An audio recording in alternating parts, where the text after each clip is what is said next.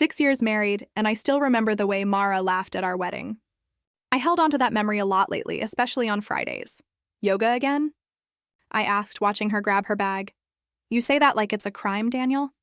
She smiled, but it didn't reach her eyes. Just making conversation. I tried to sound casual. I'm not good at casual. I run logistics for a freight company. 12-hour shifts, tired eyes, a body that aches by sundown. I don't have energy left for games. But something about her Fridays had started gnawing at me. You smell different when you get back, I said one night, not meaning to say it out loud. She paused at the door. It's a new studio. Different soap in the showers? Smells like cologne, not soap. Are you accusing me of something? No, I lied. Just noticed. My brother Caleb had moved back into town a few months back, crashing in our guest house while he figured things out. I loved having him close again after years apart. He used to call me his anchor. You're being paranoid, Mara said, kissing my cheek before leaving. I sat there after the door clicked shut, staring at nothing. 2 months of Fridays. 2 months of cologne instead of sweat. This time, I grabbed my keys. I needed to see for myself. Guilt sat heavy in my chest as I texted my supervisor about a late shift. Lying felt wrong, but the unease in my gut felt worse. I called Theo from the car. He'd been my best friend since college, the kind of guy who never sugarcoated anything. You sure you want to do this? He asked. I don't know what I want anymore. Some things you can't unsee once you know them, Daniel. You understand that, right? I just need to know the truth. And if the truth breaks you? I didn't answer. I parked down the street from our house, engine off, eyes locked on the front door. You still there? Theo asked. Yeah, just waiting. Call me after. Whatever happens. I will. I hung up and watched the porch light flick on. Mara stepped out a few minutes later and my stomach twisted. She wasn't dressed for yoga. She wore the green dress I bought her for our anniversary, hair down, perfume I could smell from across the street.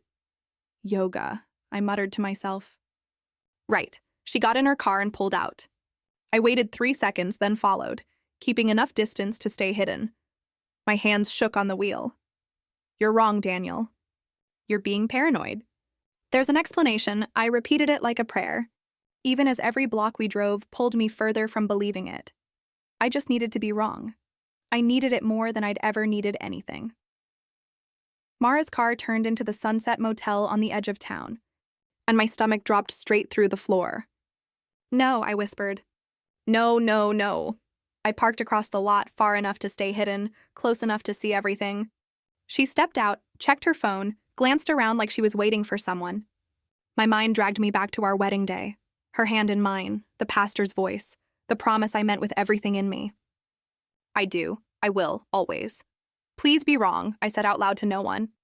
Please let this be something else. Headlights swept across the lot. A car pulled in beside hers. A man stepped out. Something about the walk made my chest tighten before my brain caught up. The shoulders, the way he ran a hand through his hair. No, I breathed. That's not... He turned toward the light. Caleb, my own brother. My hands gripped the steering wheel so hard my knuckles went white. The air in the car felt thin, like I couldn't pull in enough to breathe. Caleb, I said again, like saying his name would change what I was seeing. Mara smiled at him. That same smile I remembered from our wedding day, the one I thought was only mine. He walked toward her, slow, familiar, like he'd done it 100 times before. Then he pulled her into his arms. I watched my wife wrap her arms around my brother like he belonged there. Like I never existed, I didn't go in. I didn't scream, didn't slam a fist on that motel door. I just drove home in silence, the radio off, my mind louder than any sound could be. The kitchen was dark when I got in. I sat at the table and didn't move until the sun started creeping through the blinds. I kept thinking about Caleb, not the man at the motel, but the boy I used to know. You don't have to take the blame for me, he told me once, back when we were teenagers and he'd wrecked Dad's car. It's fine, I said then. I got this. I always got it. When he failed a class, I tutored him through summer so he wouldn't repeat the year. When he wanted the scholarship I'd already won, I gave it up, told the counselor I'd changed my mind, just so he could have his shot. You're the best brother anyone could ask for, he told me once. hugging me at our parents' anniversary dinner. Sitting in that kitchen, those words felt like poison now. Why? I whispered to the empty room. Would you do this to me? No answer came. There wouldn't be one tonight. I thought about storming into the guest house, dragging him out by the collar, screaming questions at Mara until she broke. But that wasn't me. Explosions don't get truth, they get excuses. I needed proof. I needed to understand how far this went, how long it had been going on, who else was involved. I'll watch, I told myself, voice steady for the first time that night. I'll learn everything. Then I'll act. The sun rose and so did I. Quieter, colder, more determined than I'd ever been. For 2 weeks, I played my part. Smiled at breakfast. Asked Mara about her day. Let Caleb crash on our couch for movie night like nothing was wrong. You've been quiet lately, my mother said when she called on Sunday. Everything okay with you and Mara? We're fine, Mom. You don't sound fine. Work's just been a lot. Daniel. Her voice softened, the way it did when I was a kid hiding a scraped knee. I'm your mother. I know when something's wrong. I'll tell you when I'm ready, I said. I promise. She didn't push further, but I could hear the worry sitting in her silence. That same week, I found an old phone of Mara's in a drawer, one she thought I'd forgotten about. I shouldn't have looked. I looked anyway. The messages went back further than I expected. Back before our wedding. Caleb, I can't stop thinking about you. Mara, we can't keep doing this. He's my fiancé. Caleb, then don't marry him. My hands went cold reading it. This wasn't a recent affair. This was a wound that had existed since before I ever said I do. More messages followed. Recent ones. Caleb, can you send me another $500? I'll pay you back. Mara, this is the 3rd time this month.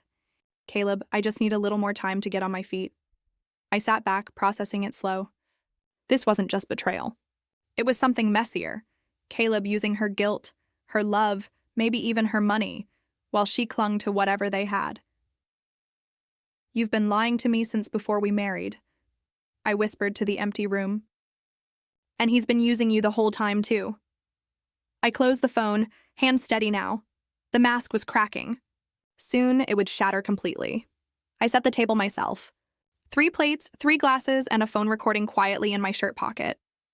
This is nice, Mara said, sitting down. Family dinner. Feels like old times. It does, I said. Let's talk about old times then, Caleb laughed, nervous. What's that supposed to mean? March 14th, the Sunset Motel. I kept my voice flat. Should I keep going? Mara's fork froze halfway to her mouth. Caleb's face went pale. Daniel, I can explain, Mara started. You can. But first, let's talk about the messages. The ones from before we got married, Mara. You knew him before you knew me, didn't you? Her eyes filled, but it wasn't the reaction I expected. You were never present. She snapped. Work, work, work. I needed someone, Daniel, and you weren't there. That doesn't answer my question, Caleb cut in. It just happened, all right? We didn't plan it. We just fell into something neither of us expected. For years? I asked. That's not falling, Caleb. That's choosing.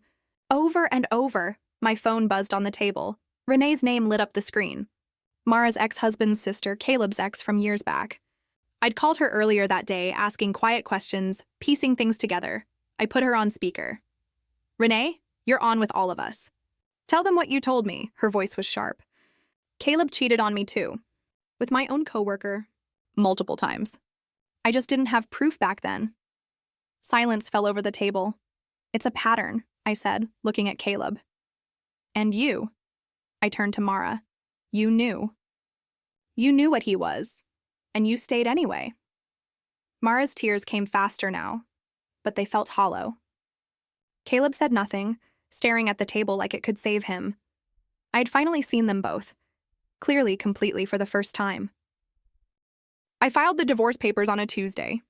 Signing my name felt like cutting a rope I'd been holding for 6 years. My mother called within hours. Word traveled fast in our family. Daniel, honey, I'm so sorry, she said, voice cracking. I never imagined Caleb would— I know, Mom, I'm with you. Whatever you need. I need you to just be here, I said. That's enough. Always, she said. No matter what he did, the fallout didn't stop with us. Caleb's friends found out about Renee's call. about the pattern that stretched back years. One by one, they stopped answering his calls. Tyler won't even text me back, Caleb told me on the phone, voice desperate. None of them will. Maybe they finally see what I saw, I said, and hung up before he could respond. Mara's sister, Joanne, called me a few days later, short. Careful, I'm not taking sides, she said. But I can't pretend what she did was okay either. Lying for years? That's not something I can support. I appreciate you saying that, I said. I just needed some distance from both of you for a while. That's fair. After the call, I sat in the quiet of my living room expecting to feel something like victory. I didn't. Just exhaustion, deep in my bones. I called a locksmith the next morning. New locks, please. Today, if possible. Everything okay? The locksmith asked. It will be, I said. I'm just taking my space back. By evening, the locks were changed, Caleb's things were boxed by the curb, and the house finally felt like mine again. Empty, but mine. Theo called me a few months later, voice carrying that tone he used when he had news. You're not going to believe this, he said. Mara and Caleb broke up. What happened? From what I heard, they couldn't trust each other. Makes sense, right? If he cheated on you with her, and on Renee before that, she had to know he could do it to her too. Guilt eats people alive eventually, I said, especially when there's nothing left to hide behind. Caleb lost his job too. Word got around town about everything. Nobody wanted to work with him after that. Small towns talk, I said. I'm not surprised. A week later, Mara texted me, I know I don't deserve it, but can we talk? I miss what we had. I stared at the message for a long time before responding. There's nothing left to talk about, Mara. I made a mistake. People deserve second chances. You didn't make a mistake once. You made the same choice for years. She didn't respond after that. I sat with the conversation, waiting for anger to rise up like it used to. It didn't come. Just a strange, quiet clarity settled over me instead. I hadn't planned their downfall. I hadn't needed to. Their own choices unraveled everything, piece by piece. Exactly the way mine had once held everything together, karma didn't need my help. It just needed time. You've changed, my mother said one evening, watching me cook dinner in my own kitchen, alone but not lonely. How so? You used to avoid every hard conversation. Now you just say what's true. Even when it's painful. I had to learn, I said. The hard way. I'm proud of you, Daniel. Thanks, Mom. I paused. Thank you for staying through all of it. Always, she said. That's what family does. The real kind. I didn't take Mara back when she asked a second time. I didn't chase Caleb down for one final argument either. I simply let them go. Fully and completely. No contact, no closure speeches. You're not even angry anymore? Theo asked me one night over coffee. I was. For a long time, I said. But holding on to it was just hurting me, not them. So what now? Now I focus on me, rebuilding, figuring out who I am outside of being someone's husband or someone's brother. That evening, I sat on my back porch alone, watching the sun sink behind the trees, painting the sky orange and gold. No anger sat in my chest. No bitterness either, just quiet, steady peace. For years, I chose everyone else first. Caleb's future, Mara's happiness, everyone's comfort but my own. Watching that sunset, I made myself a promise. From now on, I choose me.